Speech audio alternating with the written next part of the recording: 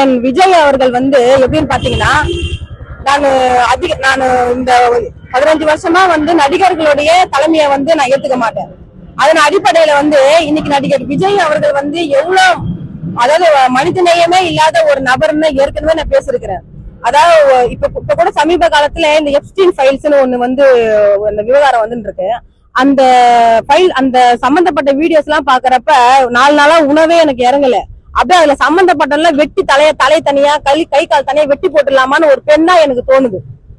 அப்படி இருக்கிற சூழ்நிலையில நடிகர் விஜய் வந்து அரசியல் களத்துல வராரு. ஒரு அரசியல் கட்சி தலைவர்னா எப்படி மனிதநேயமா, எப்படி வந்து மக்களை எப்படி நம்ம வந்து அணுகணும்ன்றது ஒரு வரைமுறை இருக்கு.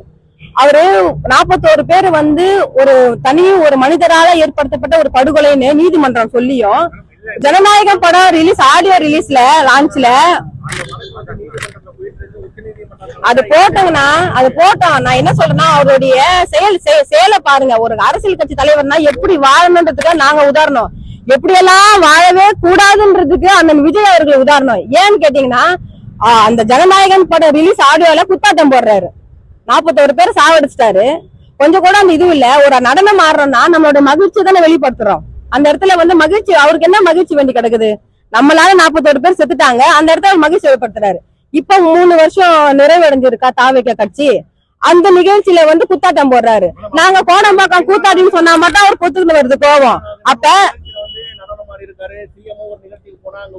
என்ன நடனம், எல்லாருமே நடனம் ஆடலாம் ஆனா எல்லாருமே நான் கூட நடனம் ஆடலாம். நடனம் ஆடுறதுக்கான சூழ்நிலை இருக்குது, நடனம் ஆடுறதுக்கான சில இடம். ஏங்க இறந்து போய் 41 பேர் செத்து போய் இன்னும் வந்து அவங்க வீட்டுல அந்த சாவு வாசனை கூட போயிருக்காது. அதுக்குள்ள வந்து உங்களால செத்து போனவங்க வீட்டுல உங்க சாவு வாசனை கூட போயிருக்காது. அதுக்குள்ள நீங்க உங்களோட மகிழ்ச்சியை வந்து ஜனநாயக ஆடியோ ரிலீஸ்ல வந்து வெளிப்படுத்துறீங்க, உங்களுடைய ஆண்டு விழால வெளிப்படுத்துறீங்கன்னா அப்ப உங்களுடைய மனநிலை என்ன? அப்புறம் ஊழலை பத்தி பேசுறீங்க. ஊழலை பத்தி நடிகர் விஜய் அவர்கள் பேசுறதுக்கு அவருக்குள்ள என்ன தகுதி இருக்குது? நீதிமன்றம் உங்களுக்கு ஃபைன் உத்தரவு போட்டிருக்கு, நீ ஃபைன் கட்டணும் அரசாங்கத்துக்கு. ஒரு வரி நீங்க சரியா நீங்க கட்டல, அதுக்கு ஃபைன் போட்டு நீதிமன்றம் உத்தரவு போட்டு கட்ட சொல்றாங்க, நீங்க கட்டுனீங்களா? அப்புறம் நீங்க என்ன ஊழலை பத்தி பேசுறதுக்கு உங்களுக்கு என்ன அருகதை இருக்கு? உங்களுக்கு என்ன இது இருக்கு? அப்ப நீங்க உங்களுடைய பணத்தை வச்சு நீங்க எப்படி மக்களுக்கு நீங்க செலவு பண்ணுவீங்க? மக்களை எப்படி நீங்க பாதுகாப்பீங்க? நடிகர் விஜய் அவர்கள் வந்து அவருக்கு மனித நேயம் கிடையாது.